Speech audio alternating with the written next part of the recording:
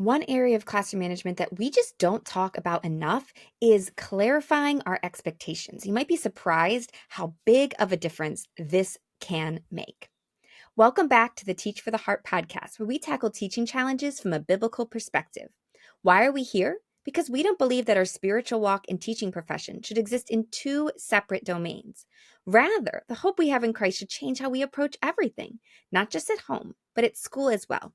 So join us as we explore both the spiritual and practical sides of key teaching challenges, integrating them together so we can succeed at teaching, glorify God, and make a lasting difference in our students' hearts and lives. This episode is brought to you in partnership with the Herzog Foundation. Today, I want to talk about clarifying our expectations because a lot of times our expectations aren't actually as clear as we might think they are. If I ask you, do you know how you want students to behave in your classroom? You'd probably think, oh, yeah. I want, and maybe you'd rattle off a few things in your mind a few things would come to mind immediately. But if I were to start asking some more nitty gritty questions, or if you had to actually write down exactly what you expect in all these different scenarios in your classroom, you would quickly come to realize, I'm guessing, that your expectations might not actually be as clear as you think. Let me give you a few examples. When I first started teaching, I remember seeing kids put their head down on their desk. And I remember thinking to myself, is that okay? Do I want to allow that or should I have them sit up? And I'm asking myself this question in the middle of a lesson, right? When I don't really have the space or capacity to really think about it. Why? Because I hadn't clarified that expectation. That expectation wasn't clear in my mind, much less the students. And if you start thinking about it, you might think of things like this too, things that students have done in your class that you've thought, is that okay or not? That means the expectation is not clear in your mind. And it also then, of course, hasn't been communicated clearly to the students, right? Here's another example. Let's say that you have a time where students are supposed to be working on something and you notice they're talking quietly amongst themselves. Is that okay? Are you okay with that? Are you not okay with that? You might find yourself wondering, is that okay? Should I say something? Should I not? What if a kid, stands up and goes and sits by a friend after completing an assignment? Is that okay? Is it not? So these are all examples of things that you might kind of discover. I haven't actually clarified this. I don't actually, in the moment, I don't recognize it as no, that's not allowed, or yes, that's fine, because I'm not as clear as I thought that I was. And what happens when our expectations aren't clear? A couple things happen. First of all, when it happens in our class, we don't know whether we should address it or not. Right. So all these scenarios I just said where, the kid put their head down, I was literally spending my energy thinking, do I do something? What do I do? I wasn't addressing it right away, right? Because I didn't know. And I think I probably ended up just letting it go because I wasn't really sure about it. Or you might find yourself being really inconsistent, right? Letting it go one day, coming down on it the next day because you're like not really sure. You haven't decided in your own mind, right? So that's not good. It makes us inconsistent. It makes us unsure, which the students pick up on that uncertainty. It also is very stressful, right? And so we're distracted in the middle of our lesson by this question that we're trying to answer on the spot, right? Another problem when our expectations aren't clear is that it's also not clear to the students, right? If we don't know where the line is, we're certainly not drawing a clear line for them, right? So they're going to be trying stuff and not sure if they're going to get away with it or not, right? And if we let it go, then they're like, okay, and they keep doing it. If we're inconsistent, then they never know where the line is, right? So it is very, very important for us to clarify our expectations. And that's why when we work with teachers in Classroom Management 101, which is our online course, where we help teachers reduce disruptions with the classroom management plan, one of the first things we do is we clarify expectations and we go through all kinds of different areas and think, okay, where are we going to draw the line? And that's just so important to just decide, where am I going to draw this line so that when something happens in the classroom, I'm not asking myself, I'm not debating internally. I know either, yep, that's fine. I've decided that that is fine, or nope, they've crossed the line and I am going to say something or I am going to do something to deal with it. So, I want to give you some tips here now for how to clarify your expectations. Okay, we're going to start first of all with some tips for clarifying them for yourself. And then, once they're clear on your mind, tips for communicating and clarifying them for your students. Okay, first of all, before I get into the tips, I want to tell you how we do this in Classroom Management 101 and what my recommendation is if you're doing it either with us or on your own. And that is, I recommend just writing down all of the common, like just thinking through all kinds of the common scenarios of things that happen in your classroom. And then you want to think through, what am I going to do? What is allowed and what isn't? And in Classroom Management 101, we actually have a template that's there. It has ideas already for you and all the questions that you want to ask. But for example, some of the questions on there are, when are students allowed to talk and what talking levels are acceptable at different times, right? Because I'm guessing the rule isn't really no talking ever, right? So when is that allowed? When isn't it? Things like, what does respect look like? What does disrespect look like? So you can recognize the difference. Questions about, when is the student allowed to stand up and wander around the room and when are they not? So all these types of things that you might think of, what are all these different scenarios of things that students might do or things that I expect, and get clear and actually write them down, because when you write them down, it brings so much more clarity. So here's my 3 tips for clarifying expectations for yourself. Tip number 1, I want you to understand this is where you pick your battles. Okay.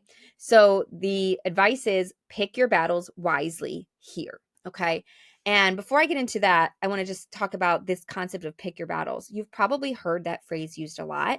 And in general, it's good advice.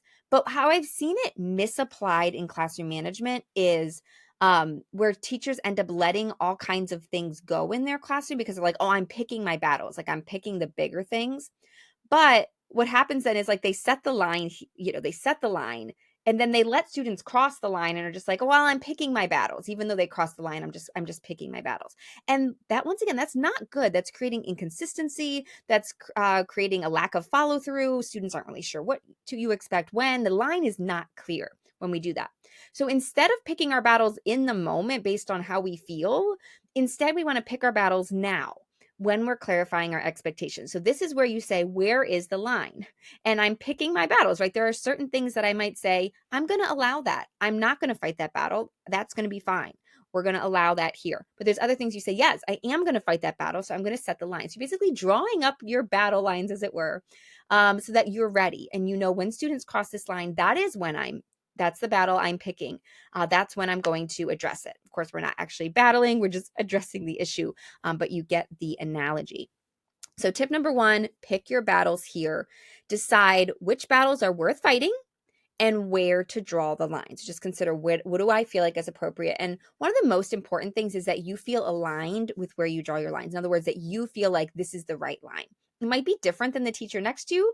Some teachers might draw the line more strictly than you. Some might draw it less strictly than you, but it's important that you feel like it's the right line, because if you feel confident in your line, you're going to be able to hold it much better. If you don't feel confident, if you feel like your line is too strict or too lenient, you're going to be second guessing it all the time. So it's one of the most important factors is that you feel confident in where you set it. You can always adjust it later if you want to. So tip number 1, pick your battles here. Tip number 2, don't drop expectations in hopes that students will meet them. Let me give an analogy, tell a story that will explain this point. Okay. So when I was teaching, I wanted students to use a green pen to grade in class. So in other words, sometimes we would have them just grade something that we did real quick in class. And then of course I would take it and look at it for actual grade. It's just talking like things like, classwork. So I wanted them to have a green pen, grade in green, because we did the math in pencil. I wanted them to grade in green, and that was the best case. So then it was different from I used red. So it was very clear. Everything was nice and clear. What I found, though, is I was always fighting this battle to have students have the green pen. It was always like, I forgot my green pen. I was like, okay, you can use blue, or you just use any pen. I was like, then use another pen. And I was fighting that battle all year. I was kind of tracking it, and it was kind of exhausting, right? Students continually not having the green pen.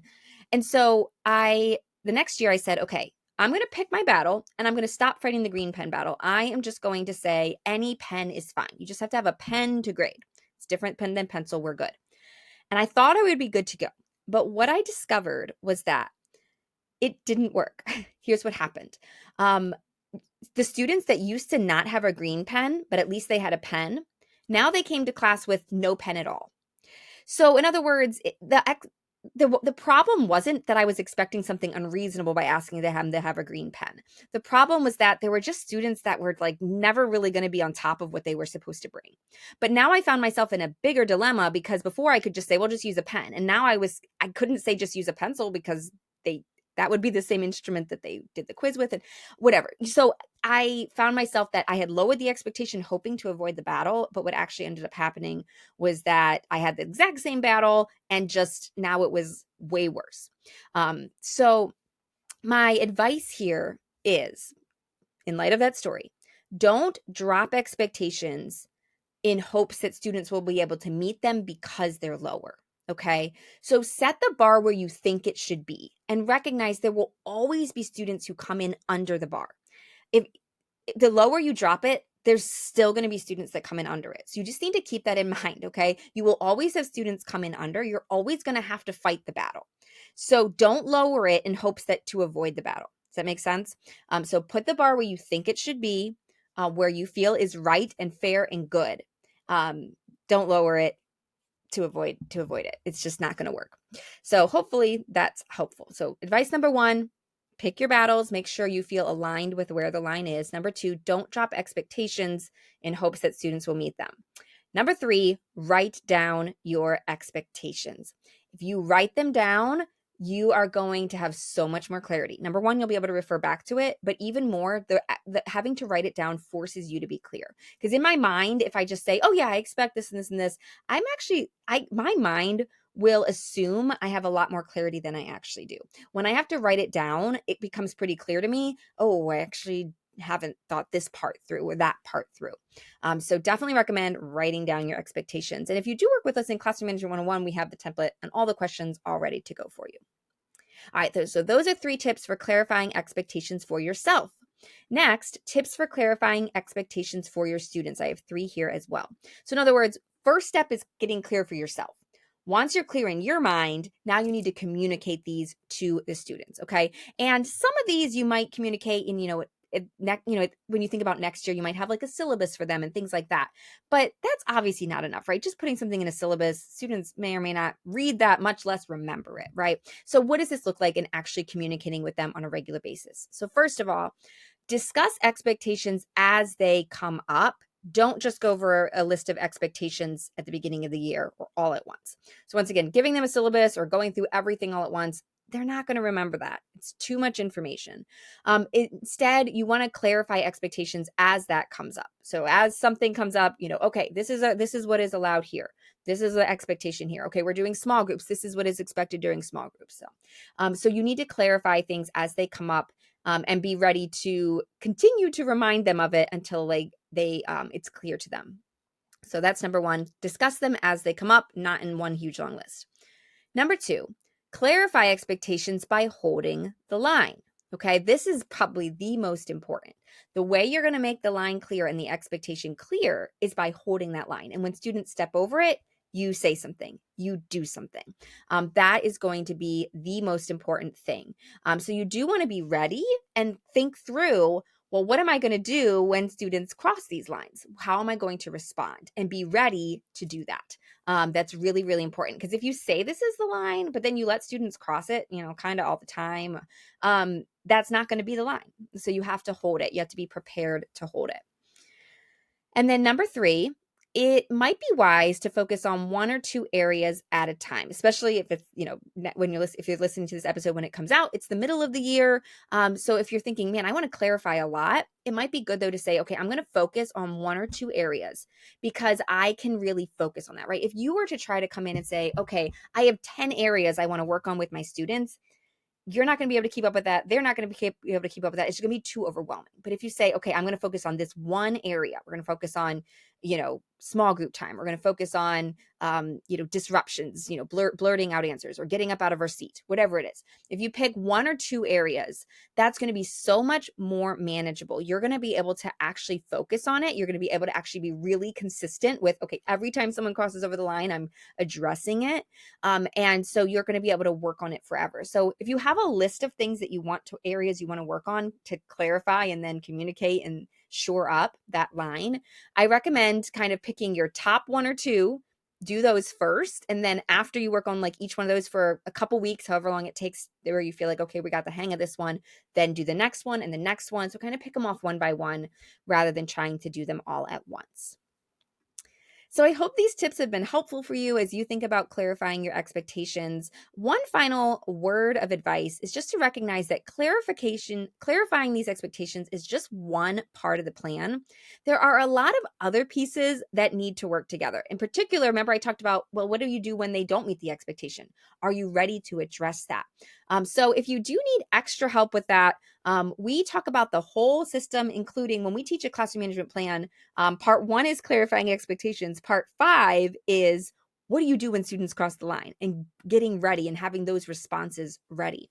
So if you feel like you need some additional help, we have 2 resources for you. First of all, we have a free training, How to Reduce Disruption So You Can Actually Teach. You can get that at teachfortheheart.com/free, teachfortheheart.com/free. Or if you just want to jump right to the all-in-one solution, Classroom Management 101 is always here for you. We walk you through the entire process, give you everything you need to reduce those disruptions. And you can get that at teachfortheheart.com/CM101. So teachfortheheart.com/CM101.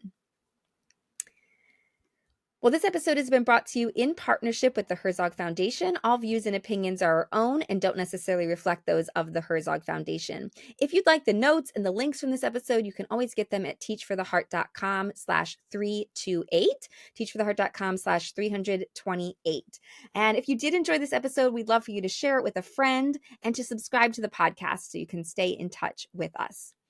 Thank you guys so much. I look forward to speaking with you again soon. In the meantime, teacher, remember, God is at work in you and through you, and He's using you to make a difference. Keep your eyes on Him and teach for the heart.